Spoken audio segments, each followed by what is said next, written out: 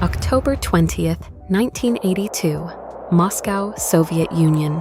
It was freezing cold, -10 degrees, snow on the ground. And yet, 10,000 people showed up. They came to watch Spartak Moscow play a UEFA Cup match against a small Dutch side called HFC Haarlem.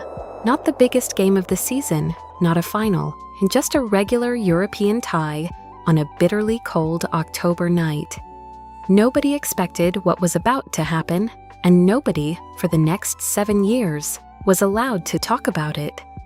Spartak were leading 1-0.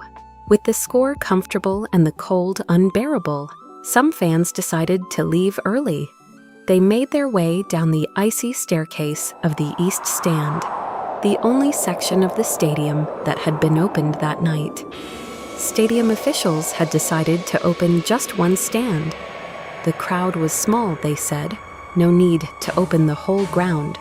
So 10,000 people were funneled into one section, with one exit, down one staircase, and that staircase was covered in ice. Then, in the 89th minute, Spartak scored again. The roar from the stadium stopped the fans on the staircase dead in their tracks. 2-0, a late goal.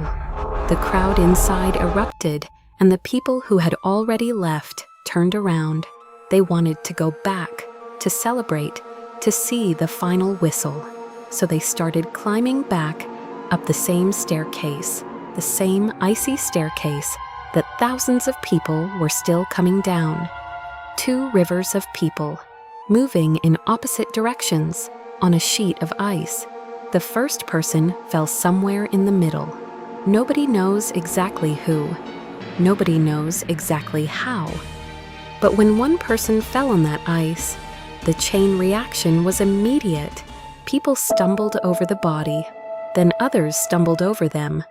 Then the crowd behind kept pushing. Because they didn't know. They couldn't see. They couldn't stop. Within seconds, dozens of people were buried under the weight of the crowd. Most of them were teenagers. 2/3 of the people who died that night were under the age of 20. When it was over, 66 people were dead. At least 66. Because here is where this story becomes something else entirely. The Soviet government looked at what had happened, at 66 bodies, at hundreds of injured fans, at a disaster that had unfolded in the middle of a UEFA Cup match, and they decided nobody would know. The next day, a single local newspaper ran a 4-line note. It said there had been an accident due to disturbances in the movement of people. It said there were casualties. It gave no names, no numbers, no details. And that was it. No announcement, no investigation made public, no memorial, nothing. The players didn't know. The opposing team didn't know.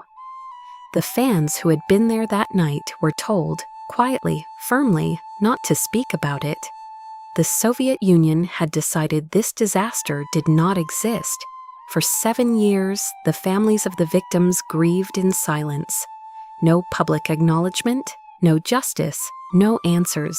They buried their children, their teenagers, their young sons and daughters who had gone to a football match on a cold October night. And they were told to stay quiet. Some of them did, some of them couldn't. It wasn't until 1989, 7 years later, that the truth finally came out. Mikhail Gorbachev's policy of glasnost, openness, had begun to crack the walls of Soviet secrecy.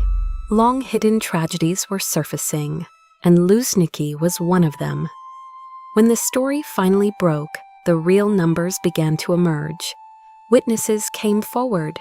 Accounts that had been suppressed for nearly a decade were finally heard.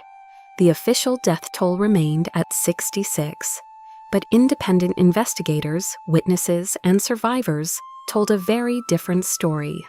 Some estimates put the true number at over 300. To this day, nobody knows exactly how many people died on that staircase. Sergei Shvetsov, the man who scored that late second goal, gave an interview years later. He said 5 words that have stayed with me ever since.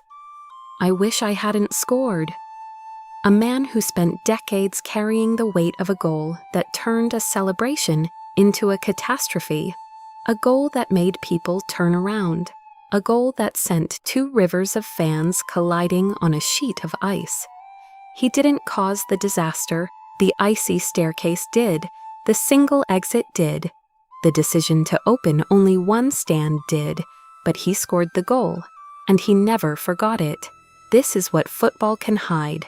Not just results, not just corruption, not just scandals, sometimes entire disasters. 66 people, maybe 300, we still don't know. They went to a football match on a cold October night, and the government decided the world didn't need to know what happened to them. This channel exists for exactly these stories, the ones that were buried, the ones that were silenced, the ones that history tried to forget. Subscribe, because the next story is one very few people have ever heard.